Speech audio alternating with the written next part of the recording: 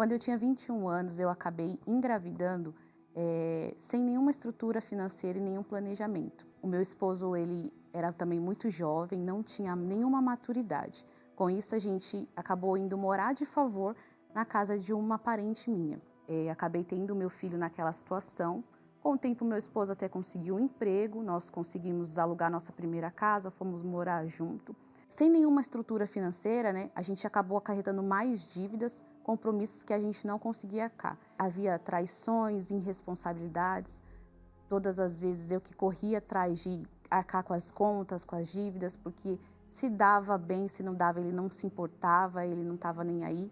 Eu sempre era muito preocupada com essa parte, com essa questão de poder honrar com os meus compromissos. Eu não tinha paz, eu não conseguia dormir, enquanto o meu esposo, ele curtia a vida como se fosse uma pessoa solteira. E então eu recebi um convite da minha cunhada, que vendo todo aquele meu sofrimento, para ir até a Igreja Universal. A primeira vez que eu pisei os pés ali, que eu participei daquela reunião, algo mudou na minha vida. Comecei a aprender mais sobre Deus, sobre a fé, sobre como buscar nele essa fé para resolver todos os problemas que eu enfrentava. Então, comecei a ser dizimista, tanto eu e meu esposo, a gente começou a caminhada, Deus começou a abençoar, abrir as portas, mudar a nossa visão, o nosso entendimento. Porém, no meio do caminho, eu me vi tocando no sagrado. Numa situação ali, num mês difícil, um pouco mais apertado, eu acabei tentando negociar com Deus. Falei assim, eu vou pagar essa conta, não vou tirar o dízimo agora, mas o mês que vem eu tiro dobrado, eu tiro o que eu não tirei. Mas chegou o mês seguinte, as contas estavam mais difíceis, mais apertadas, e foram se passando o tempo, passando meses, chegaram a passar anos, e eu não conseguia ter força para voltar a ser dizimista. E não só a situação financeira, como passar dificuldade, necessidade, ter luz cortada com 2 crianças pequenas, porque eu já tinha mais um filho naquela situação, chegar a morar de favor na casa da minha sogra, por ser despejada, por não estar conseguindo pagar o aluguel.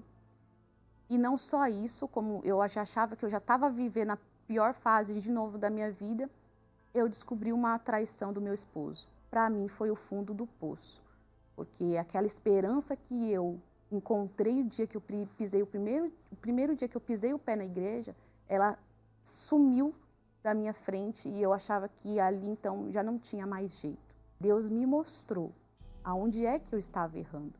Eu estava todo aquele tempo querendo só resolver problemas, receber as bênçãos de Deus, mas eu não fazia dele o meu primeiro. Foi então que eu resolvi tomar uma decisão, de fato e de verdade, que foi entregar a minha vida, fazer de Deus o meu primeiro e passar a ser fiel, não só no dízimo, mas em tudo, colocar ele em primeiro lugar em tudo na minha vida. Então eu passei de deixar de buscar a bênção para buscar ter o abençoador. Então eu voltei a ser fiel, eu voltei a ter o meu casamento transformado, a minha vida restaurada, minha vida financeira. Nós conquistamos a nossa casa, tudo que a gente perdeu, Deus restituiu. Nós temos nosso próprio negócio, nós trabalhamos para nós, temos uma renda muito melhor do que tinha antes, não passamos mais dificuldades, não nos falta nada. Deus restaurou tudo que um dia eu achei que não teria condições de ter nem de viver. Ele fez muito mais daquilo que um dia eu imaginei que podia ter. Hoje eu vejo o quanto é importante a gente ser fiel a Deus, colocar Ele em primeiro lugar e entender e confiar, crer de fato e de verdade que as demais coisas Ele vai acrescentar na nossa vida, porque na minha vida Ele tem acrescentado.